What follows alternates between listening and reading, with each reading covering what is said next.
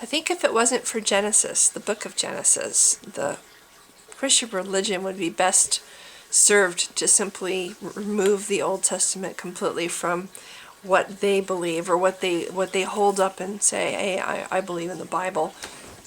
I really think that if they could just take the Old Testament and say, here to the Jews and say, this is yours, you keep this, we don't want this. This is not about our God, because our God is completely different than this dude here in the Old Testament.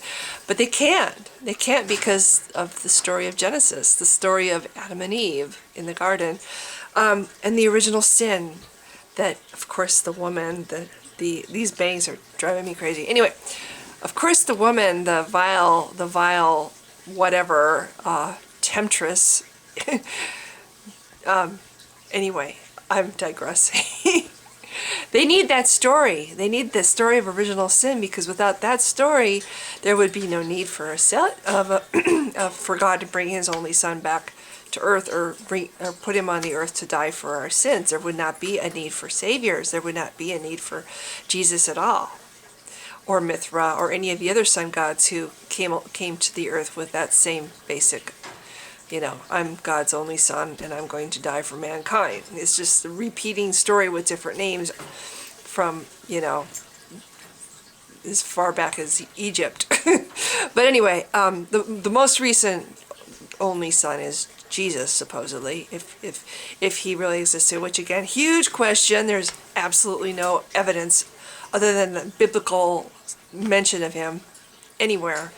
All the historians, and some of them, quite a few of them actually prolific historians of the day, didn't bother to write a word about this man.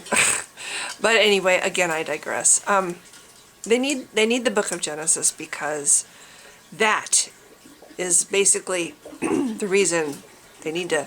God has to fix everything, because man screwed it up, and so He caused this rift between man and God, and in the Old Testament you see man doing all these things like sacrificing bulls and lambs and parts of their crop and stuff, or their children, to God, to make up for their sins. Well, that's because of this break between man and God that happened in the first book of the Bible, because of the original sin.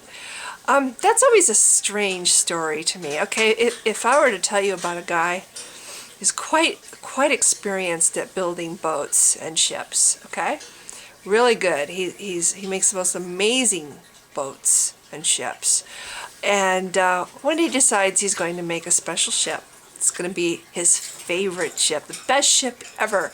Okay, let's just say it's a little boat. Okay, this is his special boat. So he puts a lot of work into it, a lot of extra work into it. This is the reason for everything. Okay, the reason that he made his shop and everything. This is the pinnacle of his career. Okay, he makes this boat, but there's a hole in it, and he knows there's a hole in it. In fact, he actually deliberately put the hole in the hull of the boat. Okay, so he knows it's there. He put it there. It's part of the design. Did it deliberately. And he put it in a lake, for sale, maiden sale.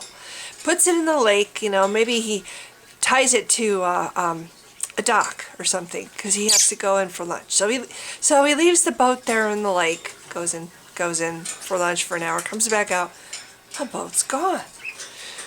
And there it is, under 6 feet of water at the bottom of the lake, because it had the hole in it. Okay, so what does this guy do? He gets all pissed off. He goes into the water and he grabs the rope and he hauls the boat up to shore. And he brings out an axe and he starts hacking away at the boat and just hacks it to pieces. He's so angry that the boat sank, and he punishes the boat and just hacks it to bits. Does that make any sense? The guy knows the hole is there. He put the hole there. It was part of his design. It's part of what, he deliberately did. It was what he wanted. He knew it was there. And then he put it in the water, knowing that a boat with a hole in it can't possibly withstand water. It's not going to float. It's going to fill up with water and sink, right? Isn't that what happens when you put a boat with a hole in it in the water? Okay, how is this stupid story about the boat any different than what the story is that we read in Genesis? You know, everything. Okay, God is all-knowing. God is omniscient. I'm going to say this word wrong because I don't know how to say this word. Omnificent. I don't know if that's how you say it. Okay, but the point of the word is he knows past, present, and future. He knows everything. Everything, okay? So, when he made Lucifer, the angel Lucifer, he knew when he made Lucifer that Lucifer was going to be too proud and arrogant, and he was going to try to take over, and God would be kicking him out of heaven and casting him down, and he would become Satan. God knew when he built Lucifer that this was a flawed angel that would be damned and cursed and thrown to the earth to become Satan, the force of darkness, the prince of darkness, whatever, who's going to cause more death and destruction than anything else ever. And yet he still makes Lucifer, even though he knows, this is my lovebird Sissy, even though he knows everything that's going to happen. He knows. This is his ultimate enemy. This is his enemy, and he's making him. And he's okay, so he makes Lucifer. Everything happens as God already knew it would. Lucifer, and then so God kicks him out, and he goes down to the earth, and he's now Satan. Okay, so then God is making his prime, his greatest accomplishment, his greatest achievement. He's making humans, okay? And he, again, can see all the future. So he knows that he is making humans, just like he knew with the angel. He knows he's making humans flawed. He knows, and he knows the results of the flaw that he's putting in the humans. He knows already, even as he's making Adam and Eve, or we'll say Adam, because Adam comes first, right? Okay, I'm getting a little weird. Yes, I had some a strawberry fruitista at Taco Bell, so I'm like majorly sugar buzzed right now. Okay, so he makes humans knowing ahead of time, or as he's doing it, everything. He knows that the humans will fall, they'll be tempted by Satan in the garden. He knows everything, and he still does it. He still makes them with the flaw. So I have to say the flaw is a deliberate part of the design. And to make matters worse, he puts the flawed creation in the garden in close proximity to what would be the equivalent of the water that he puts the boat on, okay? He puts the flawed creation humans in the garden in close proximity to the fallen angel Satan, knowing ahead of time that Eve is going to succumb to Satan's temptation. And then, women have to share with their, a good, okay, except, because of Eve, hey, Adam, check this out. Well, anyway, so this is what the first story of the Bible tells us, that God created humans flawed. Humans failed in the garden because they were flawed, because of the flaw that God put in them. And just like Satan was, or I should say Lucifer, was cast out from heaven because of a flaw that he had no control over, he didn't make it, God put that in the angel Lucifer. Humans were also cast out of Eden, punished for a flaw that was put in them when they were made, and they had no control. I mean, God knew all along that they were going to do this thing. That's another thing. Why does he act surprised? Why does he get angry and pissed off? He had to know ahead of time, before he even made Adam and Eve, that they were going to do this, and that ultimately down the road he's going to have to send a part of himself, if you believe in Trinity, a part of himself down to suffer tremendously on the cross to bear the sins of the world, like, Mithra did before, and all the other sun gods before. We all have to have, this is just the most recent one, Jesus, okay. Anyway, so my question, my biggest first issue with the whole Christian religion is it's so based on or it's so needing that first chapter, and the first chapter describes original sin. But who messed up here? Did the creator? I mean, why would a creator make something flawed on purpose? Unless he didn't do it on purpose, and if that's the case, then it's an accident. How can God make an accident?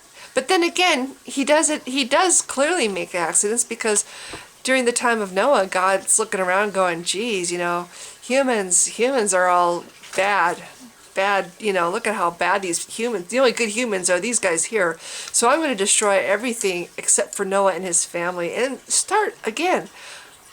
A perfect being that needs to start over. Oops, back to the drawing board. I mean, there's so many things about the religion that speak of human, how a human creator would think, well, this didn't work. Okay, we'll just crumple it up, throw it away, and we'll start over again. That's a human way of thinking, But this is how God is described in the Bible. He basically says, oh, humans are corrupt.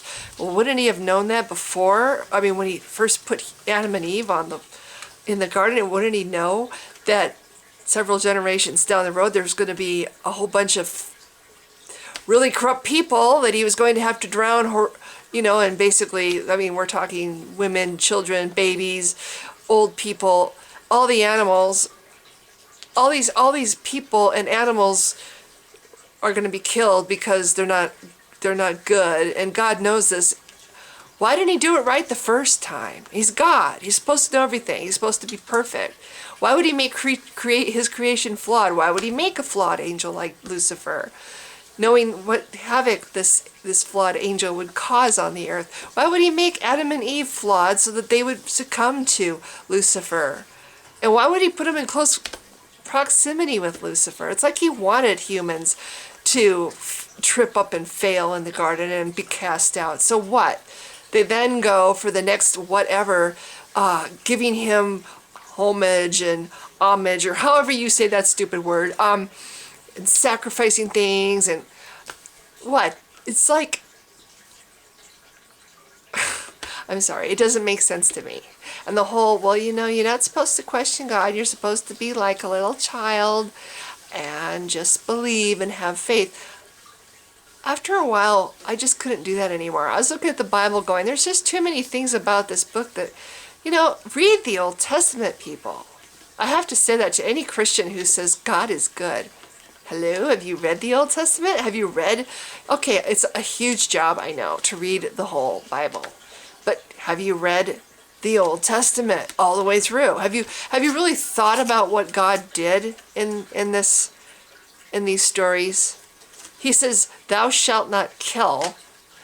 How many millions of people does he kill? He orders entire populations of people down to the last animal completely destroyed. He orders pregnant women cut open with swords and little babies dashed to pieces on rocks in the Old Testament. Have you read this? It's there. So when a Christian says to me, oh, well, God is a loving, good God, I'm like, actually, no, I think he's committed more crimes against humanity than pretty much anybody. And I look at God like a twisted, mad scientist who gets off on torturing small animals when I read the Old Testament. And I think the book of Genesis is perfect for that, to describe the story of Adam and Eve and the fall in the garden. It's like, if he put us in that situation, he made us deliberately flawed, Okay, well, this is getting long. I just had a rant, and I just decided I was going to get on and say what I think about things. So thanks for listening.